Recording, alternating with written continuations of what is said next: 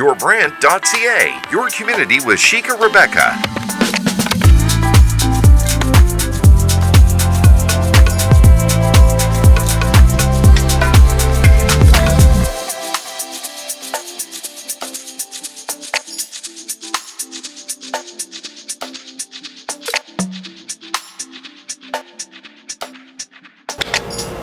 So today I have on the Your Brand YouTube channel, I have Ruth. Ruth, thank you for coming. Ruth is with Centreline Physio, Sports and Wellness, and you're going to talk to us today a little bit about mental health and the importance of mental health. And to start off, why do you believe that therapy and looking after our mental health is so important in today's world? Well, we are inundated with information. And some of that information is great, and we get news immediately. We also get the stress of the world immediately.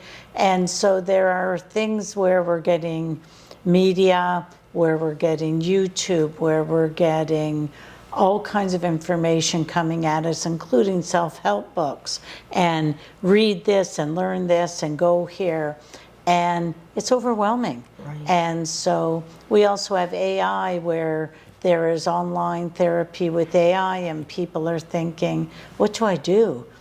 The world doesn't stop, their heads don't stop. There are so many people who have been diagnosed as neurodivergent that it's really hard to find a calming place sometimes. It's important to get that kind of sorted out though, right? Absolutely. Right. And so I look at it, and why therapy is that we have things, if you're driving the car, we have things way off in the distance we're dealing with. Right in front of us, is there a pothole? Oh my goodness, what's happening? But we also have to look in the rear view mirror. And that's where it's really helpful to meet with a therapist and find out, is there something that's gone on that triggers me? Is there something that's gone on that's affecting me now? And that really is my vision of what therapy is about. Right. So what are everybody has their opinion on therapy. What are the major misconceptions that people have about therapy and counseling?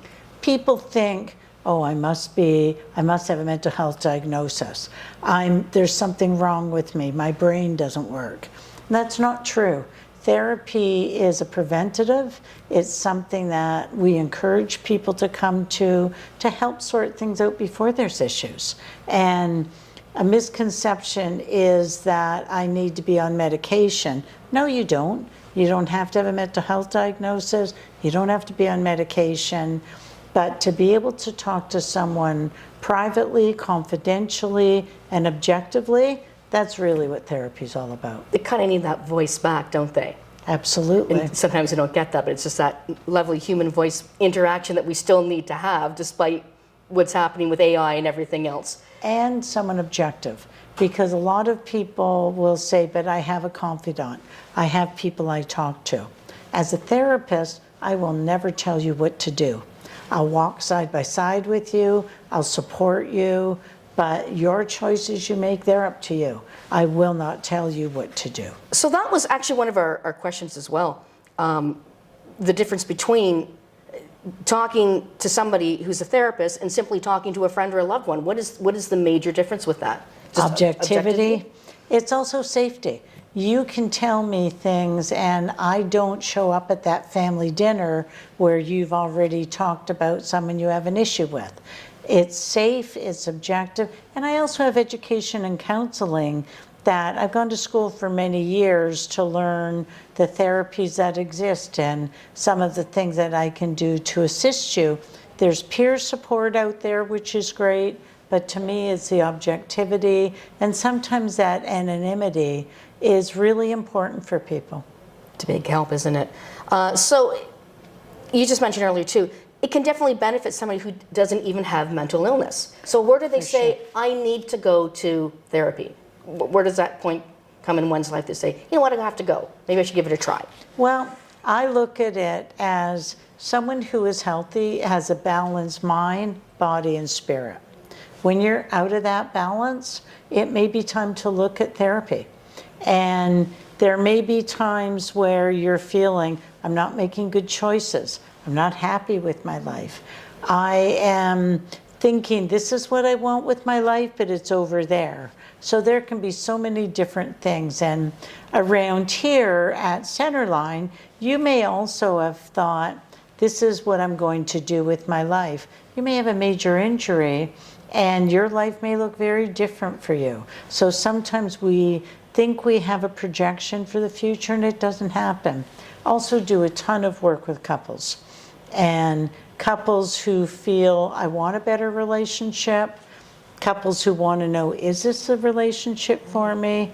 And unfortunately in this world, there's a lot of abuse, and deal with a lot of survivors of childhood abuse, domestic violence, sexual assault, and that's a big piece of what I do as well. Okay, so it's good to kind of, there's a whole broad range, isn't there? People don't think about that.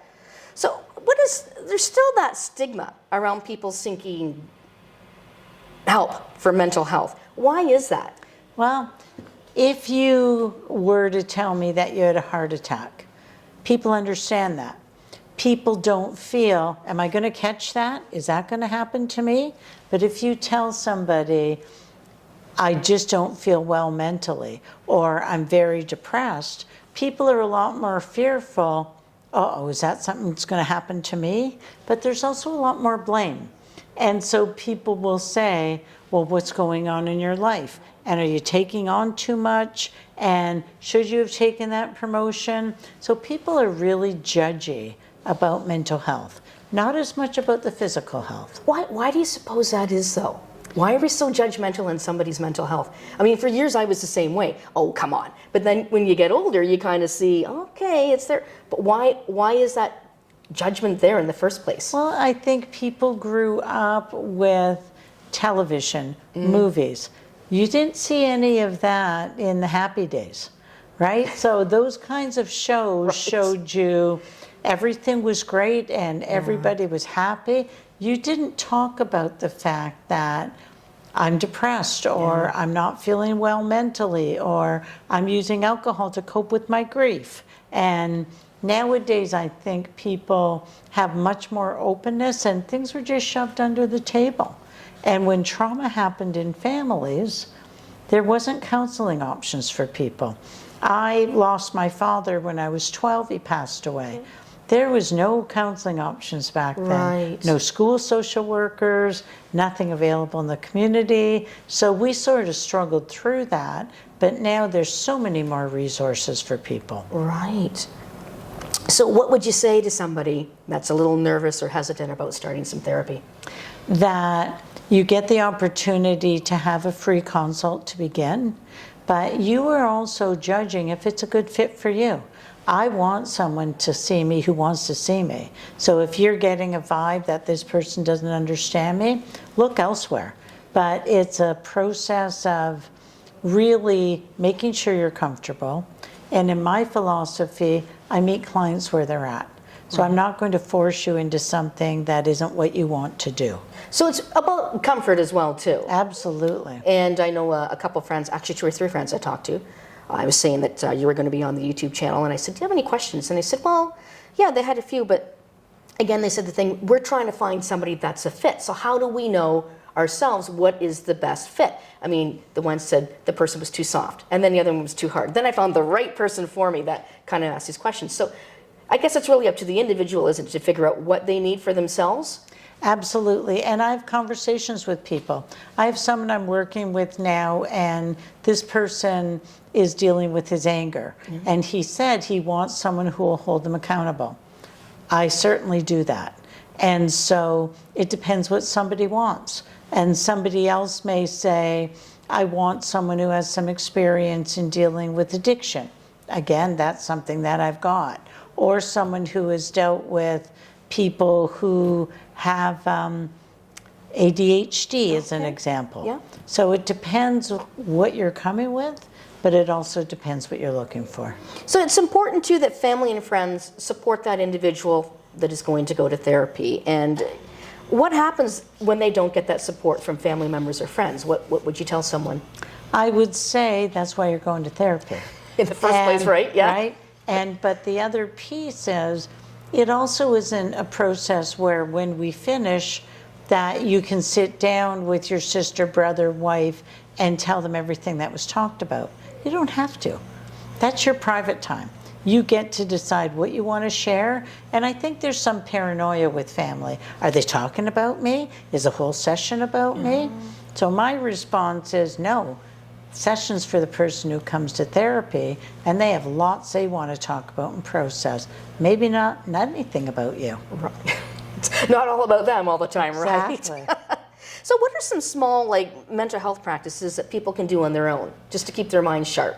Lots. And one of the things that I look at is about positivity and affirmations. So waking up in the morning and what are you thankful for? And an affirmation about something you're proud of yourself about at the end of the day. Also, outside is the best therapy of all. Oh, right. So 30 minutes a day, being outside, hands in the dirt if you're a gardener, breathing the fresh air. I believe it's mind, body, spirit connection, and drinking enough water, getting enough sleep. And we miss a lot of that, don't we? Absolutely. A lot of just simple things that make us feel better. Absolutely. Lovely cup of coffee in the morning or something Yeah. too. So I asked earlier, I mentioned that I went out, talked to a few friends, and I said, I'm doing this interview on the importance of mental health. So I asked a few people what were their questions. And they came up with some good ones. And one of them was, how can the typical Canadian go about getting a therapist immediately? They feel they need to have that. How can they get that as quick as possible? So it depends. If you're working through an EAP program, that's sometimes an option. We also take benefits. So here at Centreline Physio Sport and Wellness, we will take plans if you have insurance. There's also doctors who have therapists in their offices sometimes. And for me, the best, word of mouth.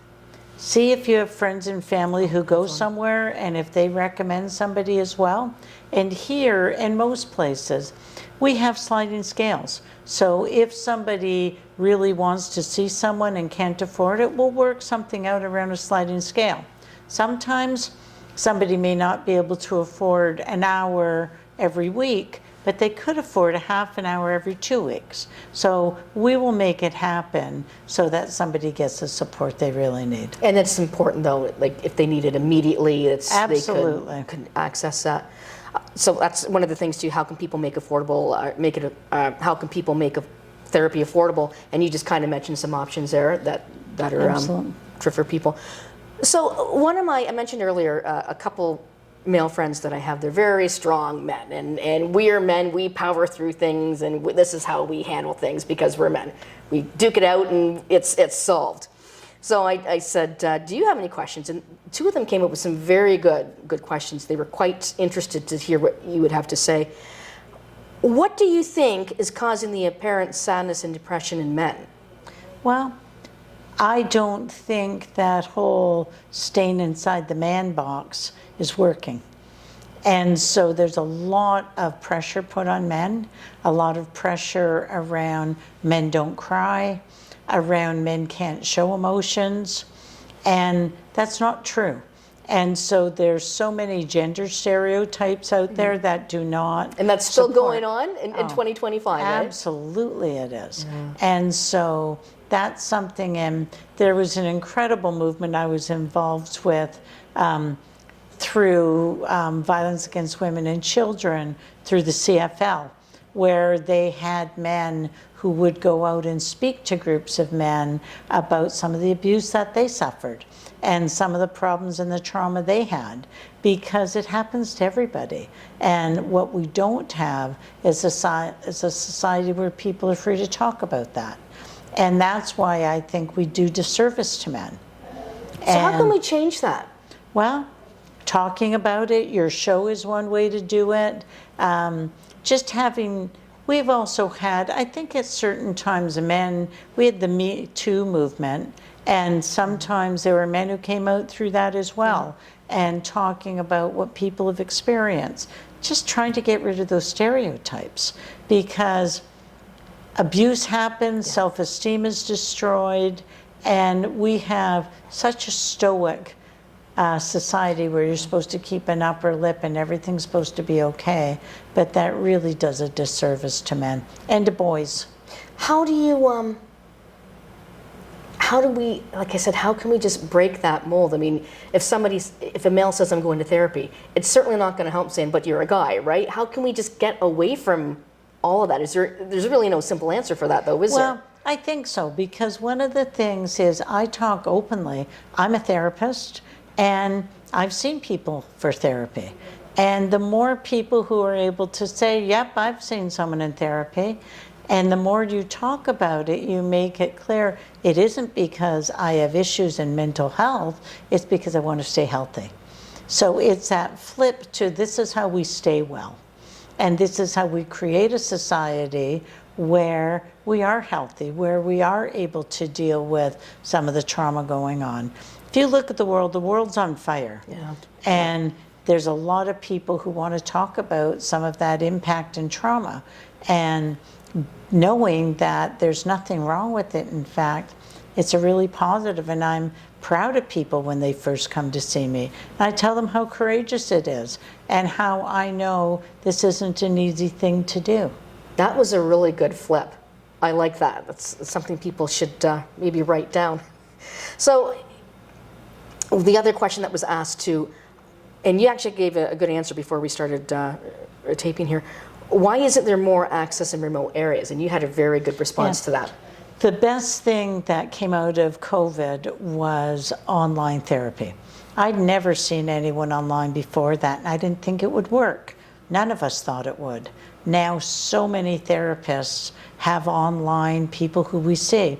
It is so wonderful because if you, for instance, are home with a child, you're a single parent, you can just wait till your child goes to bed, 5 minutes, boom, you can see your therapist.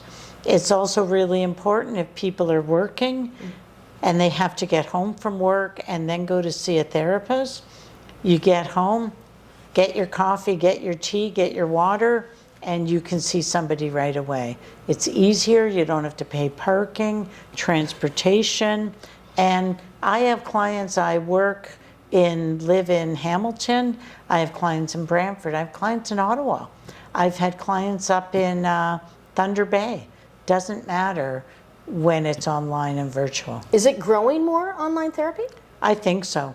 And so I also teach in social work, and the university where I was teaching, we always have placements. That's how students learn. Half of the people were on placements in private practice.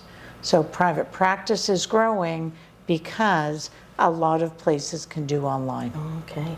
So that's a major, I'd say even a breakthrough, what's going on. It makes it so accessible. Yeah, and easier too. I think maybe people are probably more comfortable in their own home. Do you house. find, or Yep. which is either Yes. or? Are they more comfortable in their homes or more comfortable coming to a? It depends, but I have a lot of clients I see who are happy to be home. They have their cats on their lap, some of them petting a cat through the whole time. Again, I talked about easier if there's children there, but sometimes people just feel safer in their own space. Right. Excellent. And I think that was about all we had to ask for today, and you gave some very good answers, and thank you so much for coming on. Anything else you'd like to close with saying? Yeah, I would just say that talk to people about, hey, how do you stay well? As opposed to the negative piece, because seeing someone and seeing a therapist helps keep people well.